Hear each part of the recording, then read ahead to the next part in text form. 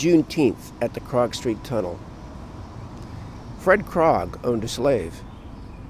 It was Frederick Sr., not Fred Jr.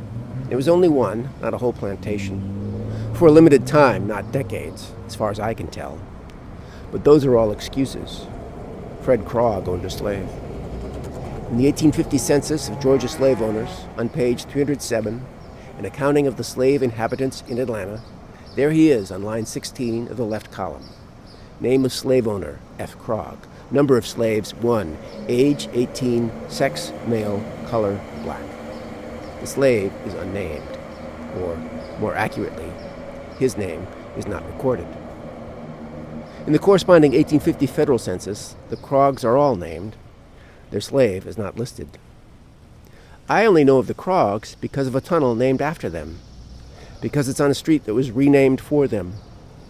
Wallace Street was changed to Krog in the 1890s, before the tunnel was even built.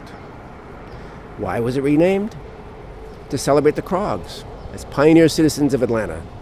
And, I guess, because no one wanted to remember Wallace anymore. My own interest in the tunnel lies in its longevity and in all the art painted on it. Built in 1912 and 1913, it's now a pioneer piece of Atlanta infrastructure. But the art keeps coming, decorating and defacing it, displacing all the art that came before.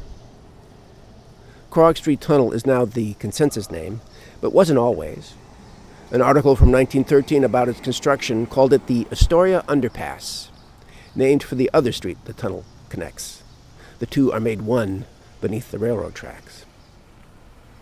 I've never really researched Astoria. Looking it up now, I see it too was renamed around 1892. New Street became Astoria, honoring Astora Fitzgerald Stevens, who died at age 22 in 1899. Astora was Margaret Mitchell's aunt, though she never knew her, as Margaret, the author of Gone with the Wind, wasn't born until 1900. Gone with the Wind is still how much of the world remembers Atlanta. It matters who tells the story. Why the Krog Street Tunnel and not Astoria Underpass? It's because more people see it from the Krog side, because Busy DeKalb Avenue intersects it. For whatever reason, Krog's the tunnel's name now, and led me to research the Krogs. I now know who they were, where they came from, and where they're buried. I know a lot thanks to the Franklin Garrett Necrology, a genealogical compilation of white men from the Atlanta area, 21 years of age or older, who died between 1857 and 1931, with women listed only in reference to their male counterparts.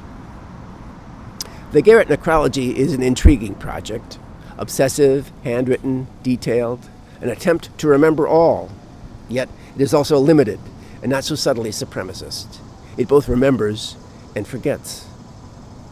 A man went to cemeteries like Oakland, where the Krogs are buried, and looked up all the names. But not everyone buried at Oakland Cemetery is named, and not everyone who ever lived in Atlanta is buried there. Did the Krog's slave ever visit Oakland? What did he think of Frederick, or Fred Jr., or Jane? Did he buy his own freedom? Did he live to see emancipation? At age 18 in 1850, he would have been 33 in 1865, the year of the first Juneteenth. 33 was the age Jesus died for our sins, bringing salvation to all mankind. Unless that's just a story, painted on top of older stories, and tagged, toyed, and gone over by stories since. Was the Krog's slave a Christian? What did he worship or believe? Did he ever write his name on a wall? Where is he buried? What was his name?